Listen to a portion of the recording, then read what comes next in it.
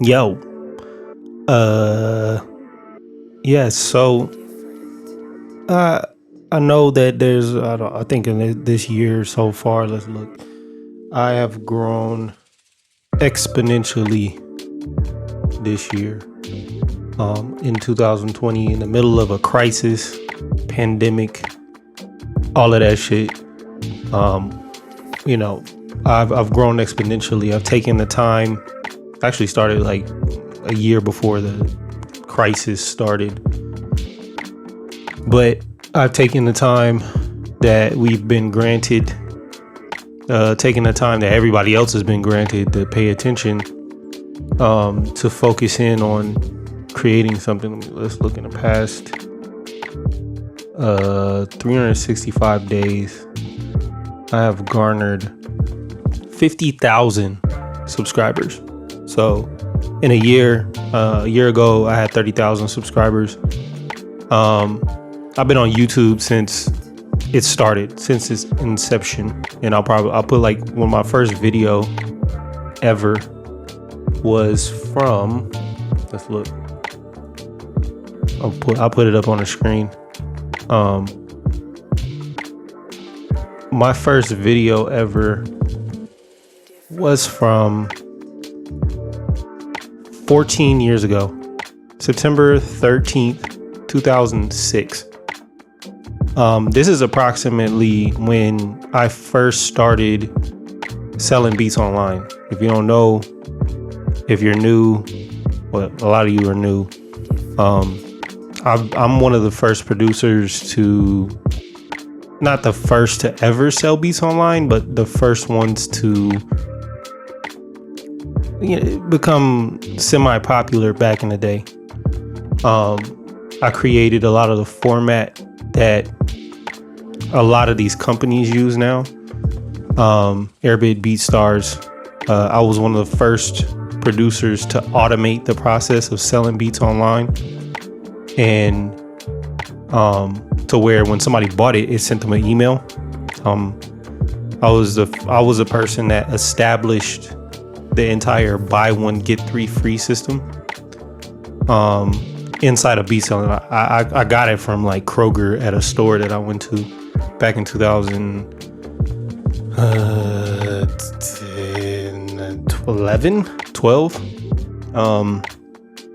which seems like a day ago, but that was like 10 years ago. So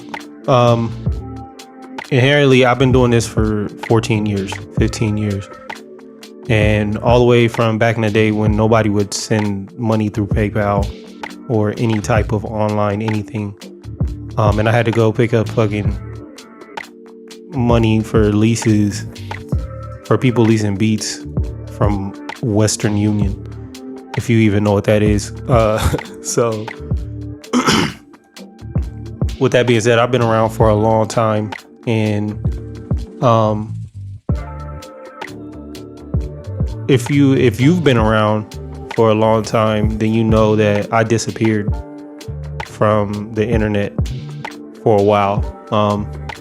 If you're a part of my email list, if you're a part of like my core fan base, I'm not talking like, I would say I will call what I have now my core fan base, because it's definitely gonna go up from here. But if you're a part of my like grassroots, right, fan base, like the very beginning, like you're the same age as me. I'm 34 now.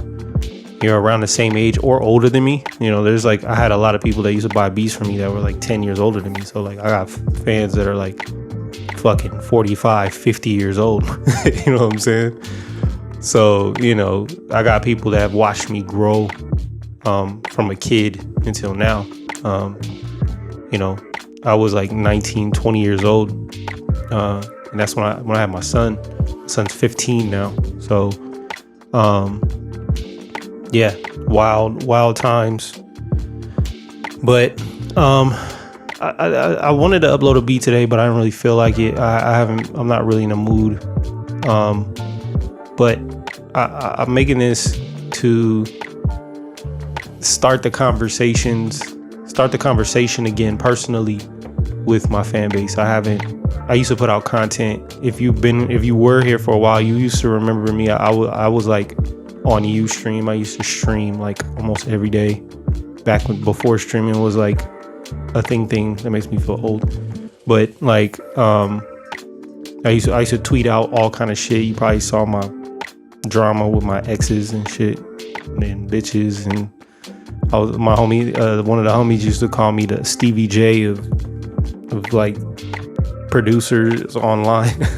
You know what I'm saying? Because I was on fuck shit time. So but around 2014, I just went through something personally. I was like 2014, I was like 28, I think, and I went through something, and you know, that transition point from like 28 to 30, and I don't know, I just fell out of love with what I do, which is selling beats online. I've always been an advocate for independence. I will always be an advocate for independence. And I'll never do anything industry ever. Like, people always, I see comments all the time. This is so you know, I'm making this so you can get to know me. So then moving forward, I'm gonna be putting out a lot of content. I'm moving into a new space and creating a new future for myself. So for the past 10, 15 years, I'm doing one thing, and for the next 10, 15 years, I'm gonna be doing another. I'm going into media. So yeah, I'm definitely an advocate for independence, for independent artists, independent producers. I'll never go into anything industry. I will never do an interview with another company outside of my company.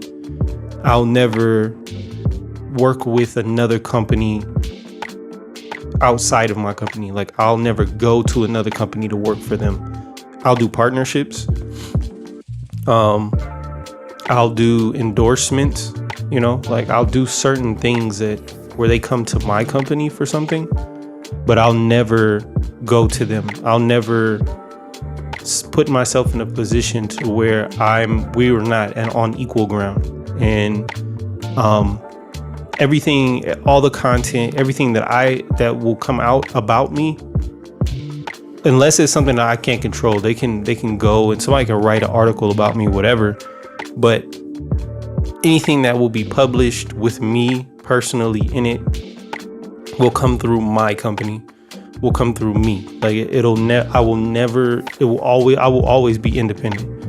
That comes to interviews. All the interviews that I do will be through me, period.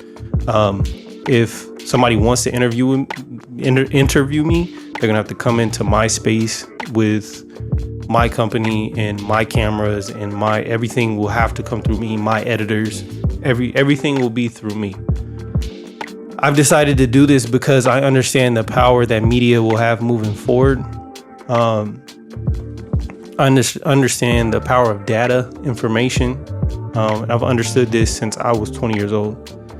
And I understood this, that everything is going to come to where it is now since I was 15 years old. And I got kicked out of school when I was 16 or 15 years old, and I graduated high school. I went to like Job Corps. It was like that's a whole story of itself that I have to tell. But I graduated high school when I was 16. So I've been on my own. I've been a grown man since I was 16 years old. And I've always known that things were going to come to this ever since I got on, like, you know, if you ever heard dial-up, ever since I heard that sound, ever since I got on the internet and saw like forums and messaging, and I was like, this is where everything is going. Like, this is where the whole entire world is going to be here one day. And this year, I've been saying this, you can ask Homie Curtis King, if you've been around for a long time, you probably heard me say this, but like 2020, if you didn't establish yourself by this year, if you didn't establish yourself this year, this was your last chance. Because mainstream industry is going to take control of the internet and everything that's going on.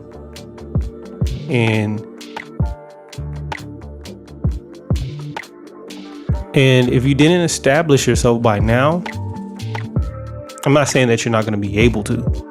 I'm just going to tell you that it's going to be way more expensive. It's going to be like how the music industry was. You're going to have to go through somebody. You're not going to be able to just get on YouTube and blow up. And if you do, it's luck. Like even more luck than it was before. As it is right now, you can buy advertisements and put yourself out there, but you don't have a lot of time. Like you can see that they're cracking down on these ads. Like the stuff that YouTube that they're talking about, like where you're able to target particular people through Facebook and all of that. Like people took advantage of it, but it's been I've been doing this. I've been ad buying and using data and information to target people since I was 20 years old, bro. I've been buying ads since I was 20 years old. And the freedom of the internet is what created what I have now. I've made millions of dollars over that course of time from then till now because I understood what the internet was. I understood that this is powerful. Like the government didn't even take it seriously. Like the government just started taxing, like getting financial information from PayPal in 2012. Like they just started in 2012. They didn't even take it serious. Like people making millions and millions of dollars online by that time, and they just now started to get the tax information for it.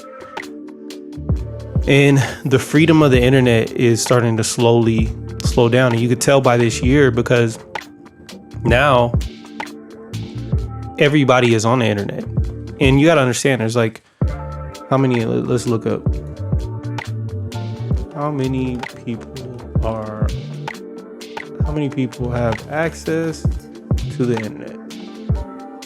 So 4.57 billion people were active internet users as of July 2020, right? And this is up double from a year ago. Like, I think it was like 2 point something billion people.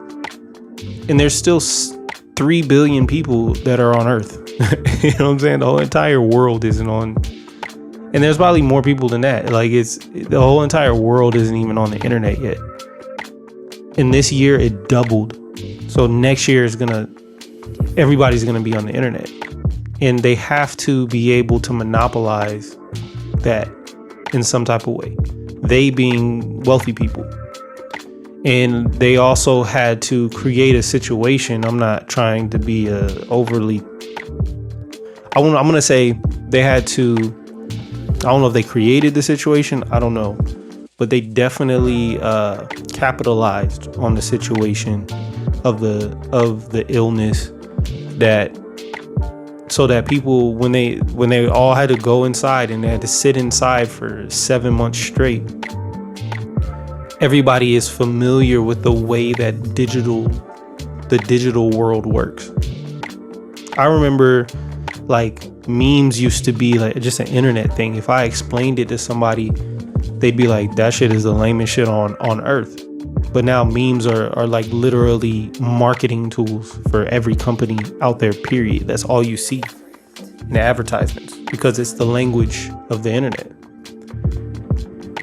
And if you're an artist, if you're a producer, if you're a creative, this is your opportunity.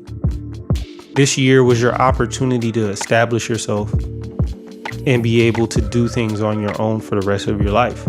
And if you didn't do it, I feel sorry for you because it's going to be a lot harder for you to do it in the future. I'm not saying that it's not possible. I'm just saying that it's going to get more expensive. Because it's the same thing, like think about advertising on radio when it first came out, or advertising on TV when it first came out. It was probably really cheap. Then everybody caught wind of it, and all these companies start buying all this ad space. And ad space gets more expensive based on the amount of people that can see it versus the amount of, how much airtime that you can get out of it. As of right now, what I'm starting to do is get up to the point to where I'm spending $1,000 a day on advertising. More for awareness than for money, but definitely for both. And that's not even like necessary. Like 2 years ago, when I first started marketing on Facebook, I could spend $5 a day and get what I get now for $70 a day, $50 a day. And that's just going to do the same thing, but in a shorter amount of time. In the next 6 months, you're going to have to spend $500 a day. I'm used to this because when I first started it, like if you're as old as me, or if you've been familiar with, selling beats online or buying beats online, you remember SoundClick. I get a lot of people that are just finding me again on YouTube, and they're like, "Oh shit, I remember you from SoundClick." And back then, when I first got on SoundClick, all I had was $75. I got fired from my job. I worked at Foot Action. All I had was $75, and I spent $75 on a 1 week of ads on SoundClick. That was 2006, around the time I showed you in that video of my son. When the first video I put up on YouTube. By the time 2012 came around, I had to spend $150 a day, right? And that's the same thing with YouTube ads. That's the same thing with Facebook ads. That's the same thing with TikTok ads that just came out. So like, all of these platforms are becoming mainstream platforms. Like, it wasn't like that 10 years ago. 10 years ago, you just got apps coming into, fruition. Instagram was just 10 years ago. Instagram wasn't even around. 2012 was when when I realized apps was like, oh shit, that's like the next wave. I don't even think I had an iPhone yet. You know what I'm saying? 10 years ago. And so, I don't even think most apps were on both Android and iPhone. Like, now it's just normal. It's normal.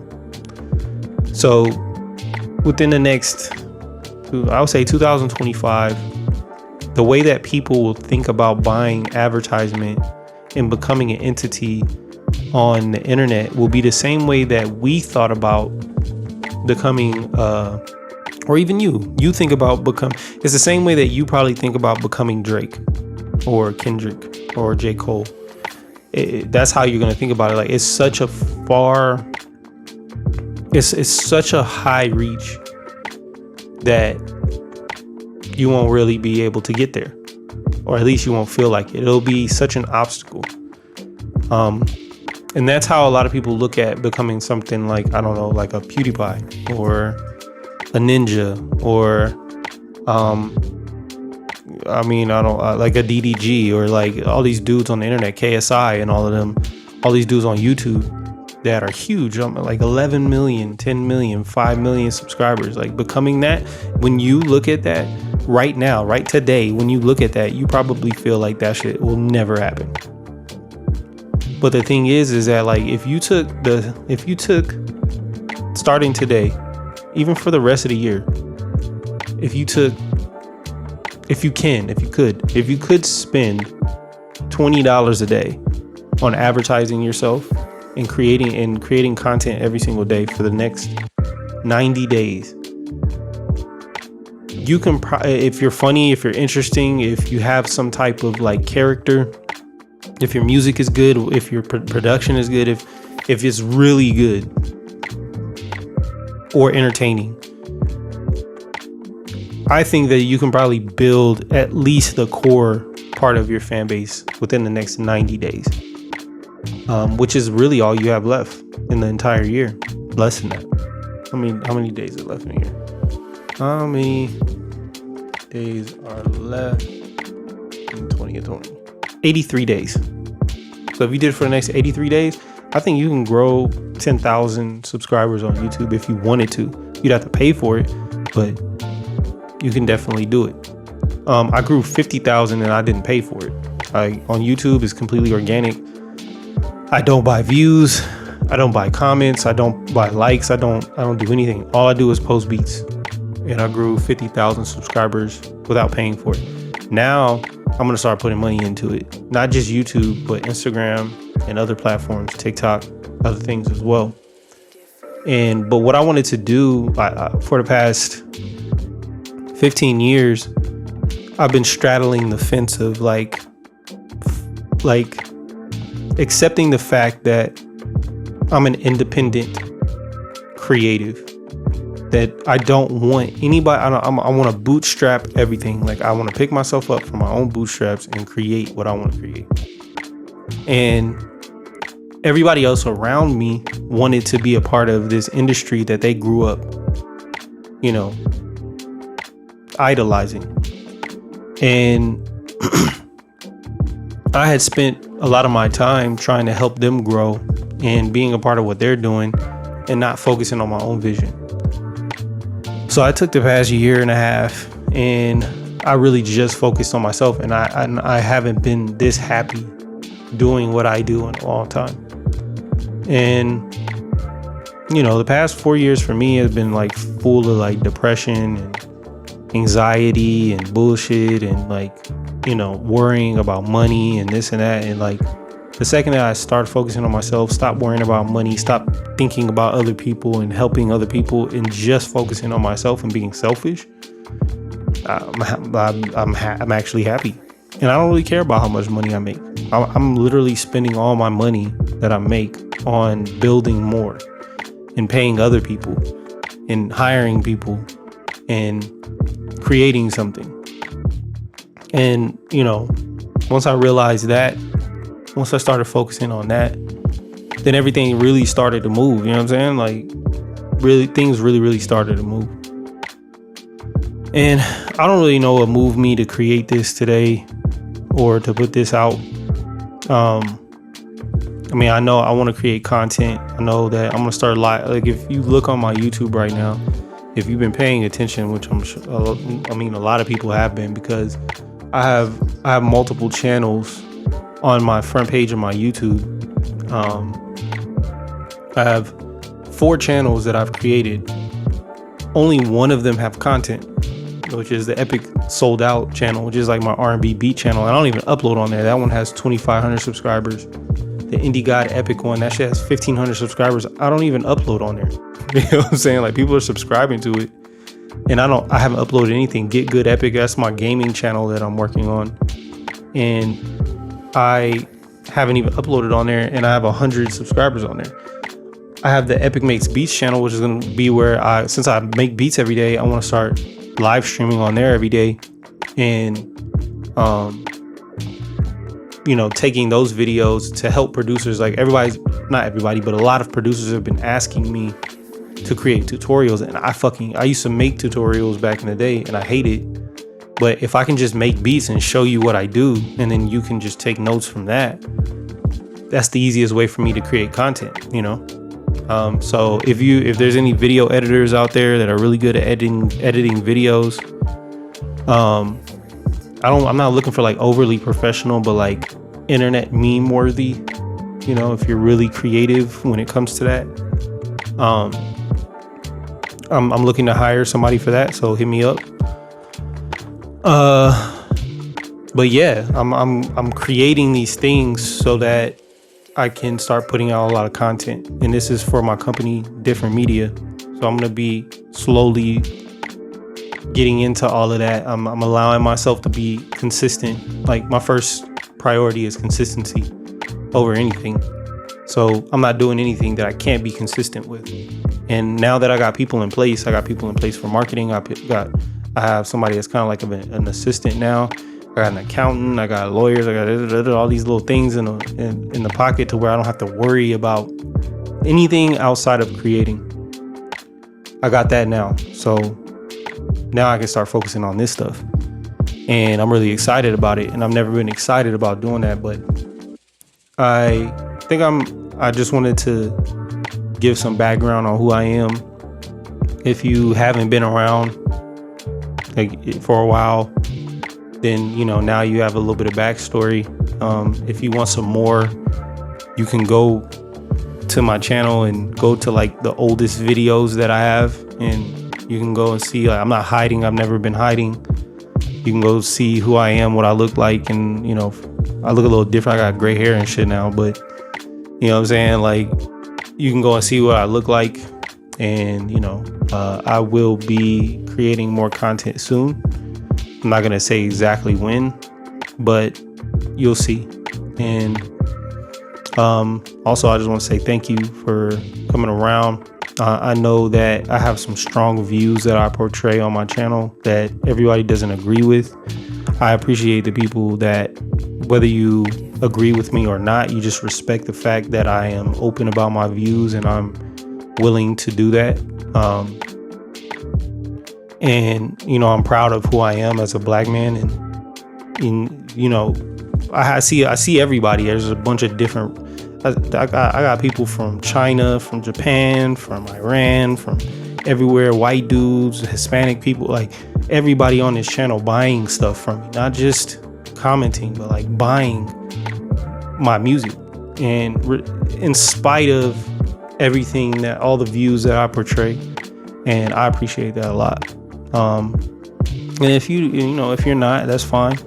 And if you don't agree with me, that's fine. Like, I'm perfectly fine with that. I'm open to dialogue. I'm open to hear what everybody has to say, respectfully, of course. So, yeah, I appreciate you for subscribing to my channel. If you are one of the many subscribers on my other channels that are just waiting for me to put content up there, it is coming, I promise. And yeah, man. I'll have a new beat tomorrow. I don't feel like putting out a beat today. I had to go and meet with like an accountant and stuff yesterday, and that shit is annoying. Whenever I get into like business mode, it's really hard for me to pull back into creative mode. Like, I have to so I'm really trying to get all of it established so that I can just like stay majority of the time in creative mode. So, yeah, again, thank you. I got more shit coming, different media, and yeah, peace.